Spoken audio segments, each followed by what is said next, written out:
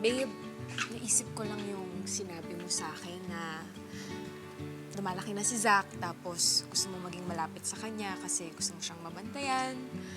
May kaibigan kasi ako na taga New Zealand. Ang sabi niya, in demand daw ngayon dun yung mga freelance photographers. Eh, may mga courses naman dito sa Pilipinas pwedeng kunin. Tapos 4 months lang. Ah. Inalam ko din, babe, kung ano yung mga pwedeng trabaho na pwede kong pasukin doon. Nalaman ko na in-demand ang skilled workers, gaya ng mekaniko, katulad ko. Pwede naman yata, babe, na yun pa rin yung trabaho ko, hindi ko kailangan magpalit ng career. Ay, hindi kasi para sa'yo. Babe, para sa akin. Ah, Oo. Eh, mahilig naman ako sa photography. Nasanay na ako sa mga vlogs ko, di ba? Tsaka willing naman ako mag-aral.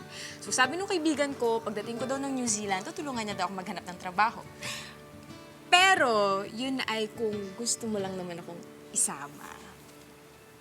oo naman. Shelly, Talaga? babe, oo naman. Talaga? Eh, buti naman pumayag ka. Kasi nag-aayos na nga ako ng requirements para sa enrollment ko eh, oh. Okay. Eh, ready ka na pala. Paano kung di ako pumayag? Eh, no choice ka. Sasama ako. O, sige na, mauna na ako. Kailangan ko pang tapusin ito. Mga lalakarin pa. Sige, ako rin eh. Kailangan kong alamin kung paano makukontak si Boss Oka para kapagpaalam ako na maayos. Siyempre, hindi ko sila pwedeng basta-basta iwan dito, di ba? Kailangan meron akong kapalit bago ako umalis. Sige, ingat ka. Pam, andyan pa rin yung logbook, andyan pa rin yung mga papeles sa yung computer natin. Sir. Hi, Mike. Andy. Julian. Oh, Pam. Nandito ka na naman. Anong ginagawa mo dito? Eh, kasi... Julian! Let me answer your question. That's why Pam is here because I told her so. Okay. Mike. May sasabihin sana ako sa'yo eh. Julian.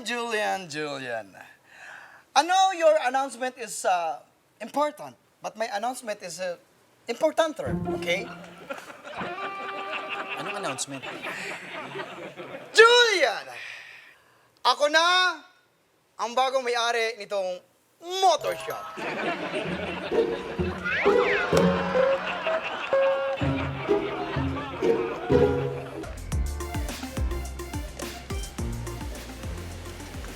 Yan.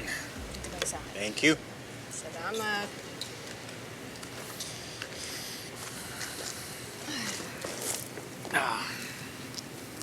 Ano, babe? Kamusta yung mga nilakad mong requirements? Okay na ba? Lapit nang matapos. Grabe, no? Parang ako nagsisimula ulit. Nahanap na pala akong malapit na training center din dyan. Tuloy na yung New Zealand natin.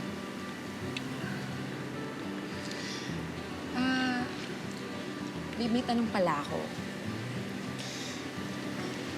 Bakit hindi ka sumunod kay Rachel sa New Zealand nung kayo pa? Na-promote kasi ako nun eh. Ginawa akong assistant manager sa shop.